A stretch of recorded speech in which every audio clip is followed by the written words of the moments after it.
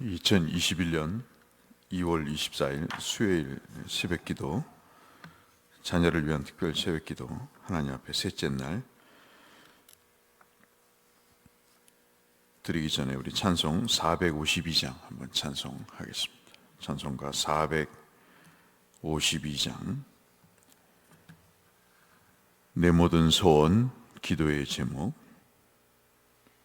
찬송 452장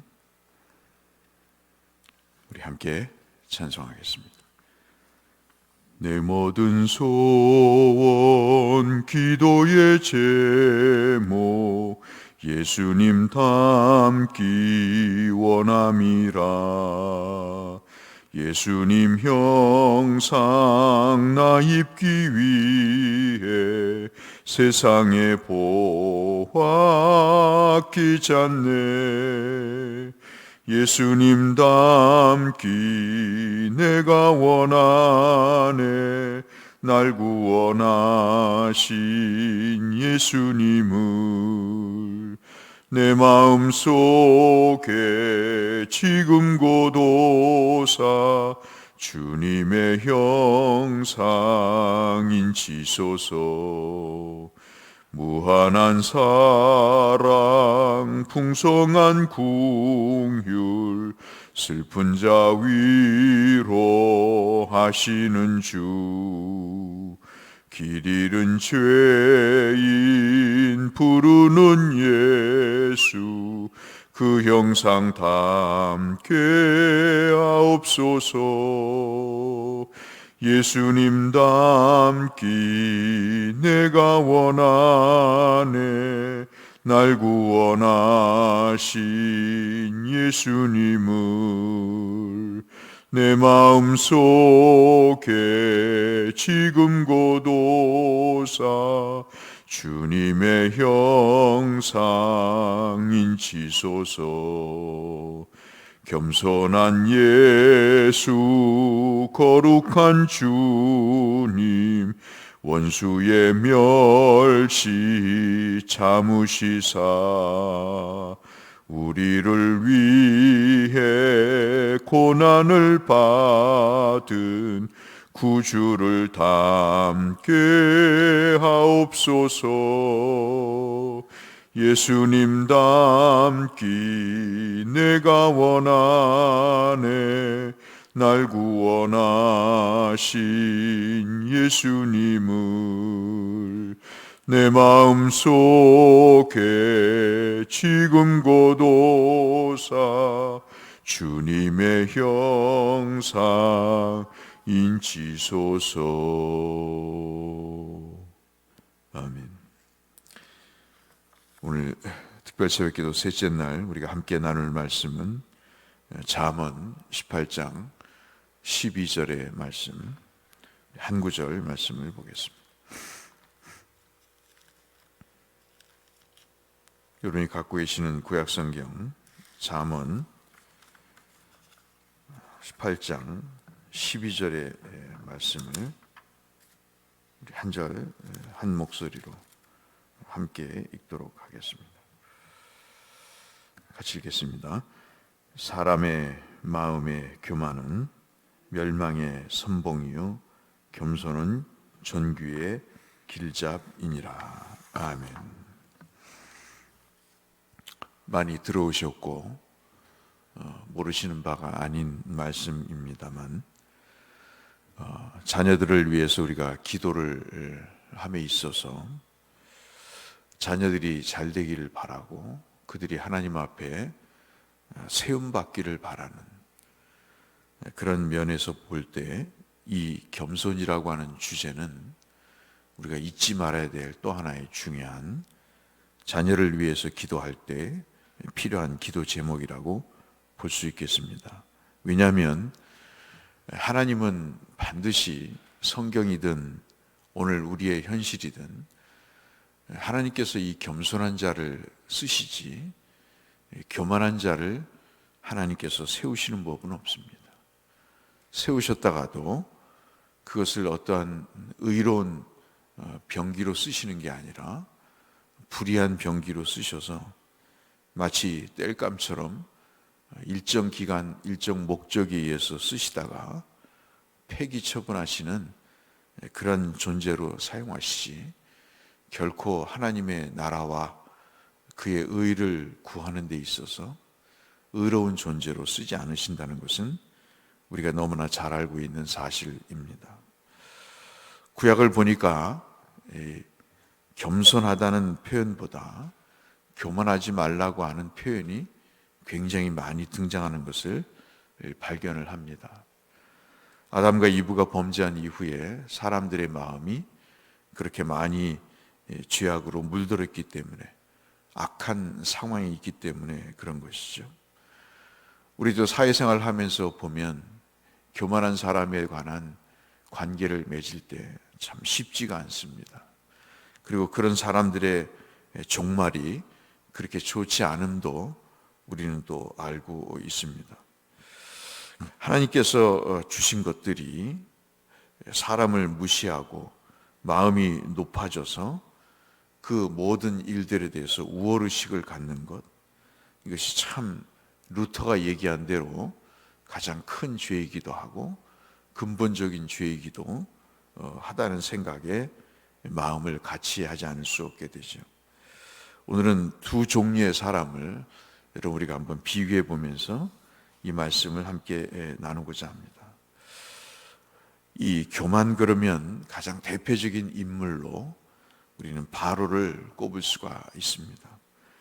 아시는 대로 10가지의 재앙을 겪으면서 그는 충분히 하나님을 만날 기회를 얻게 되고, 그런 10가지 재앙을 통해서 자신의 지금까지 견지해왔던 마음의 강팍함이나 완고함을 충분히 변화시키는데 기회가 주어졌다고 보는데, 사람이라는 게 어찌 그렇습니까? 거의 변하지 않는 것이 사람이라고 볼 때 이 10가지 재앙의 기회를 통해서도 그는 완고함을, 교만함을 그치지 않죠. 여러분, 10가지 재앙 중에 7번째 재앙이 있었어요. 이게 이제 우박 재앙입니다.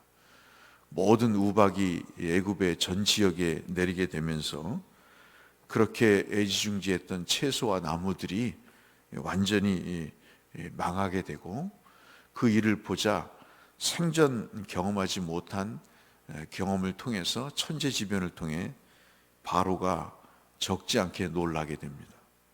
그러면서 그 재앙을 거둬달라고 모세에게 기도를 합니다. 그래서 모세가, 순진한 모세가 그 기도의 제목을 받고 기도를 합니다만, 그 재앙이 멈춰지게 되자 여러분 출애굽기 10장 3절에 보시면 언제 그랬냐는 듯이 바로에게 내려진 이스라엘을 보내달라고 하는 하나님의 명령을 다시 바로가 거절을 하는 그런 일이 벌어집니다. 결국 우리가 아시는 대로 10가지의 재앙 중에 마지막 장자의 재앙에서 그가 손을 들지만 역시 구체적으로 손을 든 게 아니죠. 진실하게 손을 들지 않고 이 출애굽한 이스라엘 백성들을 추적해서 그들을 다 죽이겠다고 하는 결심을 가지고 군대를 일으켜서 쫓아오는, 그래서 결국은 홍해에 물에 빠져서 죽는 수장이 되어버리는 그 교만의 마지막 끝을 우리가 잘 알고 있습니다. 우리는 이런 것들을 보면서 자녀들을 위해서 기도하지 않을 수가 없는데요. 얼마나 좋은 기회입니까? 권력도 있지요. 그 다음에 재물도 있지요. 힘도 있지 않습니까? 애굽의 바로의 위치는 돈과 힘이 있다고 되는 게 아니고요. 상당히 많은 시간 동안에 공부도 해야 됩니다. 그러니까는 그 어떤 누구보다도 요즘으로 말하면 정말 금수저 이상의 존재인 거죠. 누구보다도 큰 혜택을 받고 그 혜택을 통해서 정말 누리는 복도 있지만 그 일을 통해서 할 일들이 굉장히 많지 않습니까? 그런 것들을 배제하고 교만한 비극적인 삶을 사는 것이 참으로 안타깝습니다. 그래서 교만을 우리가 정리할 때 바로를 보면서 그런 생각이 들어요. 교만은 다른 것이 아니다 하는 것입니다. 하나님이 이 세상을 또 개인의 역사를 움직이시는 것을 거부하는 거죠. 하나님이 무슨 세상을 운행하시느냐? 내 실력과 내 힘대로 사는 거지 하나님이 하시는 것이 아니다. 그러니까 거부하잖아요. 세상은 실력과 힘으로 사는 것이 하나님의 섭리로 사는 것이 아니다. 그런 생각이 바로를 보면서 교만이다라고 정의해 볼 수 있겠습니다. 여러분 잠언을 읽어보시면 이 교만에 대한 내용이 겸손과 함께 많이 등장을 합니다. 그래서 우리가 오늘 읽은 이 12장의 말씀뿐만 아니라 우리에게 주시는 잠언 16장 18절에도 교만은 바로 패망의 선봉이 된다. 이 거만한 것은 넘어짐의 아주 최일선이 된다. 그런 말씀을 하십니다. 잠언 3장 34절에도 하나님이 거만한 자를 비웃으신다 그래요. 우리도 뒤돌아서서 비웃는 경우들이 있지 않습니까? 교만한 사람은 또 낮추기도 하시고요. 교만한 사람은 오히려 욕을 얻어먹는 계기가 된다는 잠언의 말씀도 있습니다. 특별히 저는 잠언을 이번에 설교를 통해서 다시 한번 읽으면서 13장 10절 말씀이 생각이 나요. 잠언 13장 10절에는 교만한 자는 다툼이 있다 그래요. 인생이 참 힘들어지는 겁니다. 다투고 어떻게 삽니까?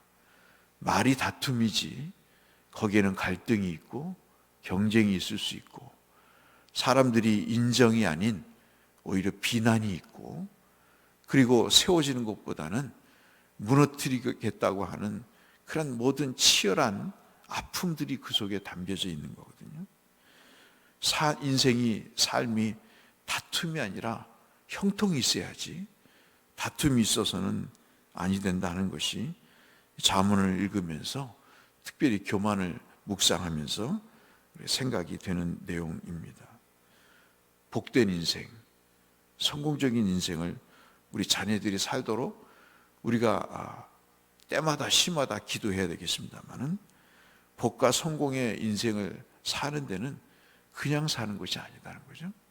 공부 잘해서 권력의 힘을 갖고 돈을 갖고 사는 것이 아니고 하나님이 주신 원리대로 살 때 그것은 바로 성공적인 삶이다는 것입니다.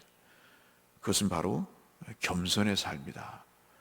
그래서 오늘 두 번째로 모세의 말씀을 제가 한번 드리고자 합니다. 여러분 잘 아시다시피 모세를 평가할 때 민수기 12장 3절에 그 온유함이 모든 사람보다 더하다. 그 온유함은 원래 부드럽다 하는 뜻이 아니고요. 우리가 알고 있는 겸손하다는 뜻입니다. 그럼 이 사람이 그냥 욕을 해도 비난을 해도 물에 물 탄 듯 술에 술 탄 듯 그냥 아무런 생각이 없는 그저 바보 같은 사람으로 표현하는가? 그렇지 않습니다. 우리가 생각하는 겸손과 성경이 말씀하시는 겸손은 차원이 달라요. 이 사람도 화를 냈고요. 심지어는 하나님 앞에 죽여달라고 하는 그런 감정적인 폭발까지 하는 사람입니다. 근데 이 사람을 왜 이렇게 어떻게 목회자가 그럴 수 있냐? 어떻게 하나님 앞에 죽여달라고 그러느냐? 그것도 못 참느냐? 그렇게 우리가 생각할 수 있겠지만 목회자도 인간이잖아요. 그런데 이 사람을 어떻게 민수기 12장 3절에서 모세는 겸손한 사람이다. 모든 온유함이 지면의 사람들보다 더하다. 세상 사람보다 더하다고 할까? 이 모세의 겸손을 이야기할 때 성경은 반드시 빼놓지 않는 것이 있습니다. 그것이 뭐냐면 엎드리는 것입니다. 우리는 겸손을 사람의 부드러움이나 도덕적인 탁월한 인성을 이야기하지만 그것이 틀린 말은 아니지만 성경에서 말하는 겸손은요, 우리의 생각과 달리 사사건건 하나님 앞에 엎드리는 것입니다. 여러분 한번 보세요.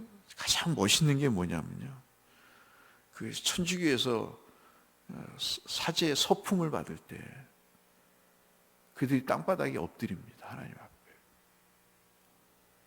그 모습이 참 개신교 목사임에도 불구하고 그것은 큰 의미가 있다. 참 의미가 있는 거거든요. 나는 당신의 종이다 하는 것입니다. 목회가 성공을 하고 사람들의 명예를 얻고 돈과 권력까지 주어지면요, 참으로 엎드리는 일이 쉽지 않습니다. 엎드리지 않고 서서 다니는 일들이 참 많아요. 묻지 않습니다. 절대로 하나님께 물을 날이 시간이 많지가 않아요. 왜냐하면 사람들을 만나야 되기 때문에. 제가 아는 어떤 분도 총회장을 하시고 학교 총장도 하시고 하시는 분인데 매일매일이 바쁘답니다. 그러니 다른 모든 집회는 다른 사람에게 맡기고 그 일을 하는데 분주한 시간을 보내죠. 자신도 압니다. 그렇게 살아서는 안 된다는 건 알지만 그 자리가 그렇게 사람을 만들게 되는 경우가 많죠. 모세가 가장 겸손한 사람으로 이야기했던 것은 그 사람의 성품이 남들보다 탁월한 면도 있었겠지만, 그러나 시각을 달리해서 그는 하나님께 엎드리는 사람으로 하나님이 평가를 하시면서 그를 그렇게 하십니다. 여러분, 우리가 몇 가지를 살펴보고 기도할 텐데요, 10명의 정탐꾼이 2명과는 달리 부정적인 보고를 하자 애굽으로 돌아가야 되겠다고 하는 그런 원망과 원성을 낼 때 성경을 유심히 보시면요, 민수기 14장 4절로 5절에 그들 앞에 엎드립니다. 저만 해도 참 사람이 못돼서 충고를 받아들이는 게 쉽지가 않아요. 애를 쓰지만 누가 나를 비난하고 나에게 욕을 한다고 할 때 기분이 좋진 않죠. 참 충고와 의견을 받아들인다는 게 얼마나 어렵습니까, 여러분?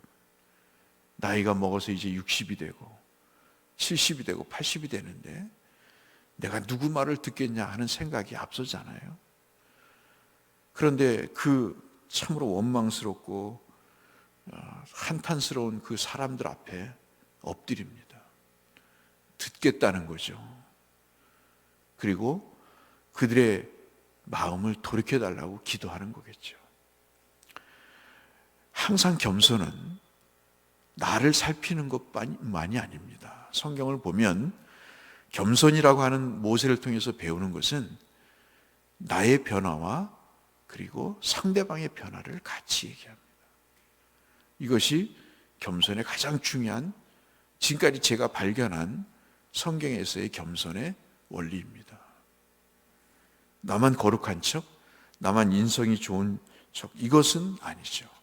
우리가 왜 자녀들을 위해서 겸손을 놓고 기도하자는 이유가 있는 것은 다른 것이 아닙니다. 겸손한 사람은 자기의 변화를 통해서 다른 사람도 변화시키기 때문인 거죠. 그 엎드리는 모습을 통해서 인생은 엎드리는 것이구나 하는 것입니다. 그 내용을 설명하고 있습니다. 가데스 바네아에서 그렇게 난리를 치고 호르마라는 곳으로 올라갑니다.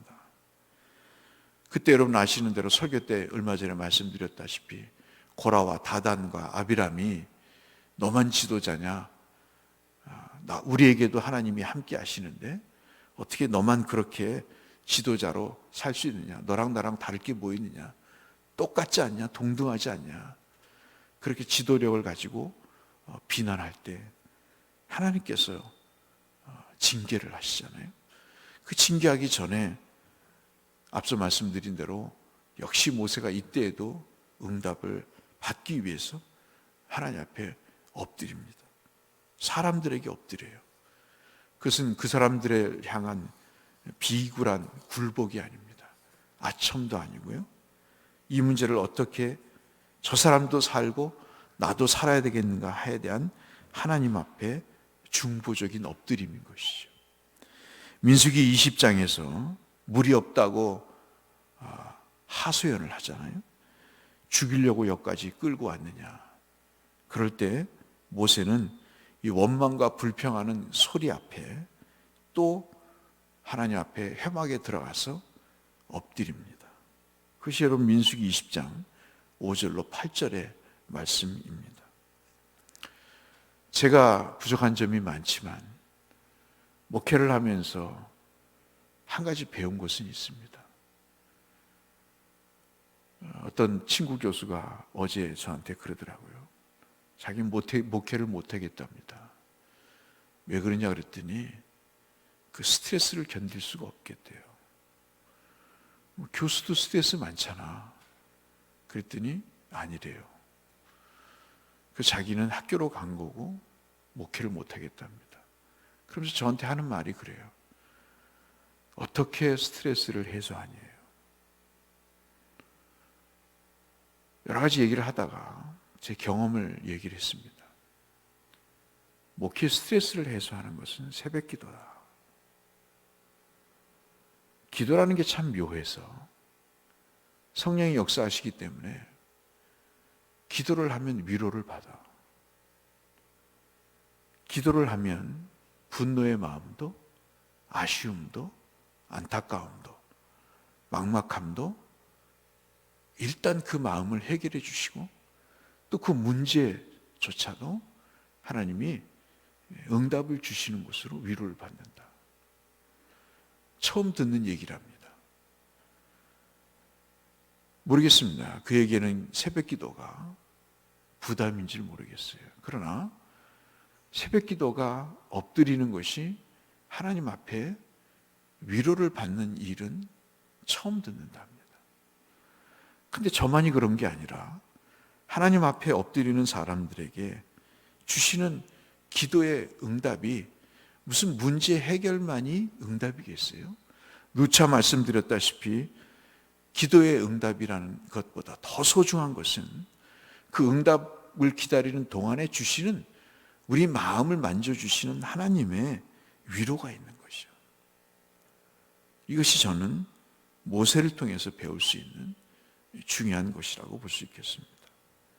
겸손은 잠언 15장 33절에 영예를 얻는 길이라 라고 이야기를 하십니다. 우리 자녀들이 영화롭게 돼야 되잖아요.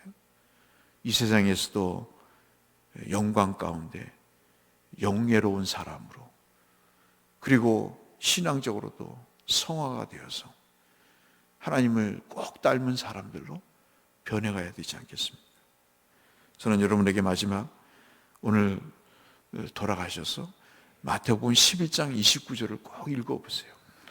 저는 자녀들을 위해서 이 말씀을 준비하거나 또 교육에 관심이 많은 사람이라 기도하는 가운데 이 마태복음 11장 29절의 말씀을 늘 잊지 않습니다.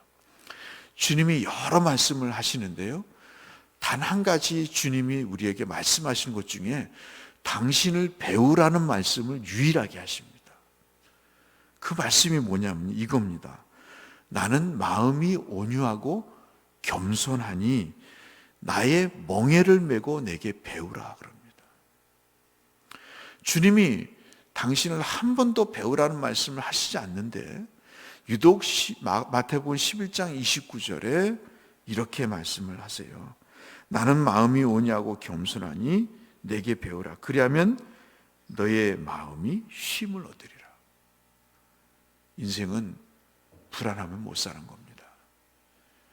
아무리 겉으로 잘 먹고 잘 살아도 마음이 불안하면 지옥인 거예요. 여러분 그렇잖아요. 근데 이 말씀 꼭 기억하시면서 그 앞에 그 중간에 뭐가 있냐면 멍에가 있어요. 쉬운 게 아닙니다, 여러분. 하나님께 엎드린다는 게 우리는 겸손과 교만의 칼날 위에 서 있는 거예요. 그 분기점 위에 서 있는 겁니다. 하나님의 뜻을 받아들이면 겸손한 거예요. 그러나 하나님의 어느 순간 하나님이 뭘 하셔?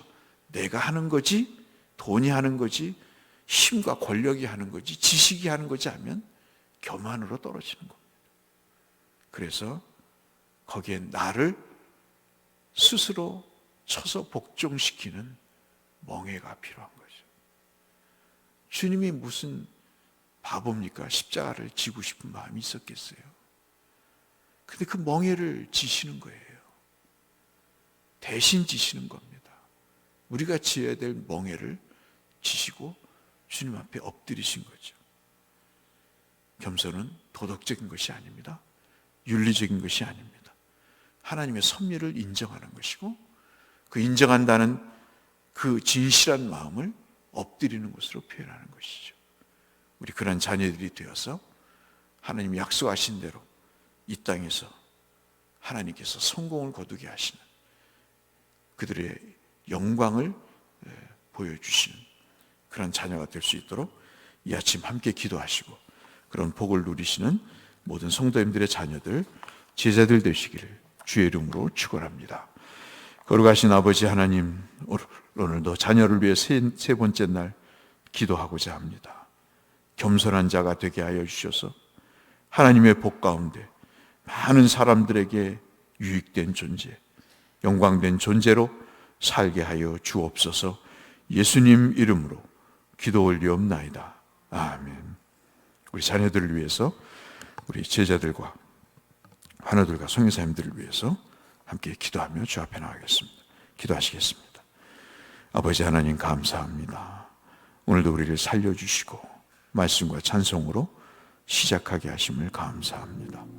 하나님의 은혜로 우리를 돌봐주시고, 우리 특별히 자녀들을 주님이 권고하사 저들의 삶에 승리가 있게 하시고 영예가 있게 하시고 감사가, 능력과 기쁨이 충만하여 겸손한 자로 삶으로 하나님 앞에 사람들에게 귀한 주의 나라와 의를 이루어가는 복된 존재들이 되게 하여 주옵소서.